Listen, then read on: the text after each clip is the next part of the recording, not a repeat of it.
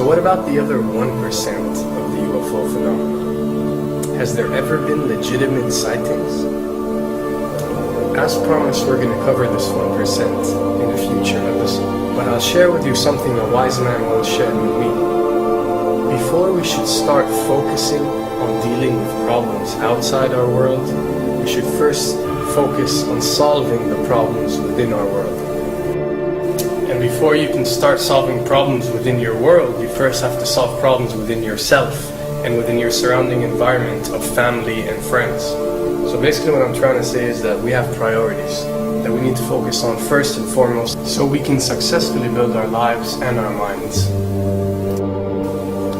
Now, it's no secret that the difference between what the government knows about UFOs and aliens and what is shared or released to the public is extremely enormous. And unfortunately, governments and several organizations on Earth are taking advantage of the UFO phenomenon to achieve worldly agendas. So why do we see particle beams, huge ones, firing at things that are, you were saying 200,000 Gs? Yep. I mean, go over that. Well, because I think it's part of a test for if there are bad guys out there. Or maybe they're doing preparations for faction. We may be looking at more than one faction. Remember, these groups tend to fragment. They fractally fragment so that you have wars within wars within wars. You know. But why would NASA release that footage? Well, remember, you've got all the good guys in NASA, and then you've got a few who are not good guys. The good guys don't know that there's something to keep secret. They, remember, the lie's different at every level. They believe the lies they've been told. So when you set up a structure, an institution, which is supposed to be open and above board and is supposed to present live TV of the shuttle missions, they present live TV. Now, the controllers can't say, oh, well, you can broadcast this, but you can't broadcast that. Because the honest guys are going to say, sure. Well, why can't we broadcast that? So people always say if this was happening, it would come out, and it is coming out. Well, I mean, I agree with you. When you've got the Catholic Church saying we need to love the aliens, they're our brothers, when you've got every major denomination saying it, when you've got all the movies, and you've got, in the 80s, huge programs at the Olympics with aliens landing, fake aliens, and you've got huge things the size of 3 football fields floating over Dallas, and stuff all over the place. Something's going on, and then I read government documents about fake extraterrestrial landings. Any of this. Why? I mean, you believe it's fake. Remember Operation Northwoods? Yes. Okay. Or we can go to the, September 11th. Governments do huge, big things to sway populations at key nodal points in history. They love hoaxes. Yeah, well, they manufacture history is what it is. We are building, all my UFO friends, I need to shake them because they're so, frankly, they're extremely naive, Alex. They really believe we're building toward disclosure.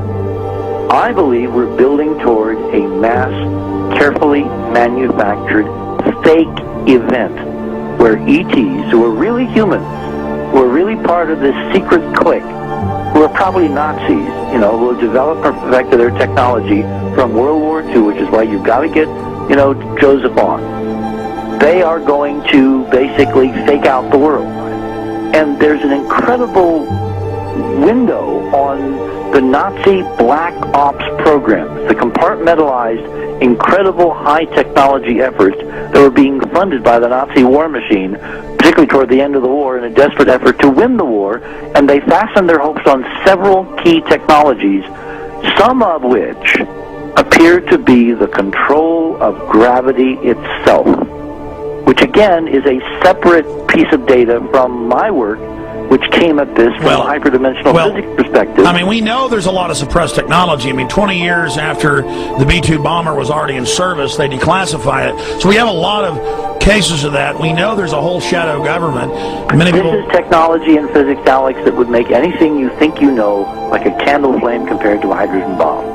This is a physics that literally allows you to rearrange time.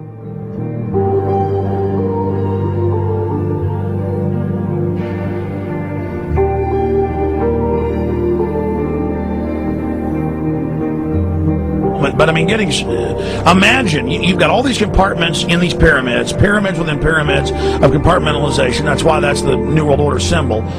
And we don't know what they've got because they are so secret. We know they lie so much. We just know it's advanced. Mainline scientists say they're 30 years advanced. So Richard C. Hoagland, what I'm saying to you is, I'm entertaining what you're saying. I respect you. I think you're a great guy. My only issue is, like you said, dealing with what we know they could be up to. The fact, Alex, we have done experiments. We have our own data. We have experiments now from the Soviet Union. 30, 40 years when the Iron Curtain came down, when glasnost finally prevailed, a huge amount of stuff was declassified from the KGB as well.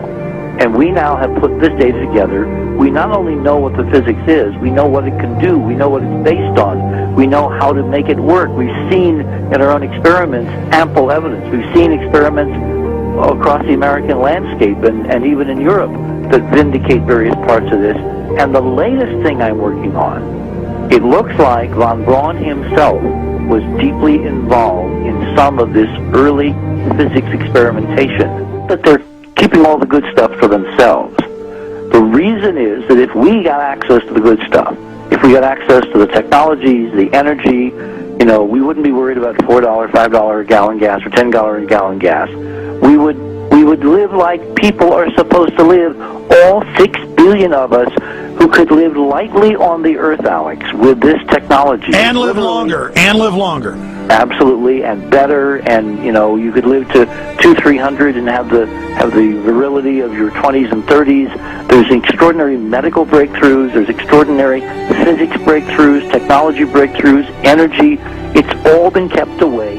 Think about it. We're already on a planet hurtling through space, all these wonders around you, and you've been taught it's bizarre to question, and that's because there's so many kooks in the alternative movement who do talk about ridiculous, Hollywood-style green men, instead of really looking at the shadow government and all these crazy secret societies that are admittedly running NASA and the shadow government.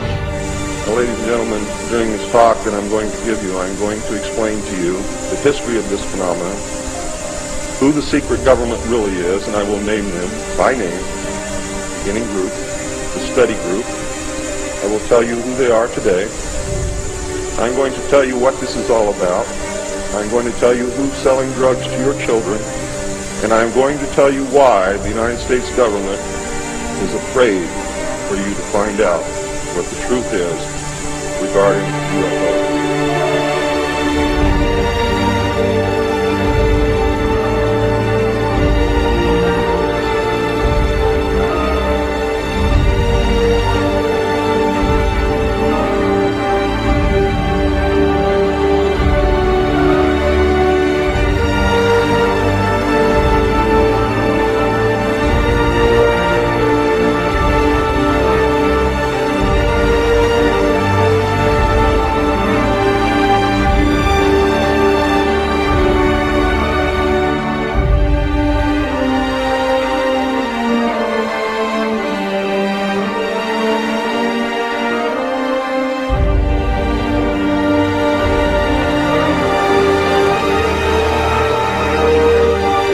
And it turns out that even though she remembered that she'd been part of the team to debrief the astronauts, she couldn't remember a thing that they said.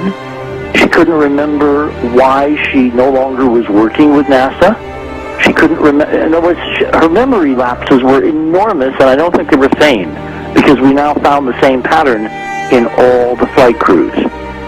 Because the awful truth, Alex, is they have been brainwashed. They have been mind controlled. They have had a technology, a very sophisticated technology, which took away the real missions that they experienced.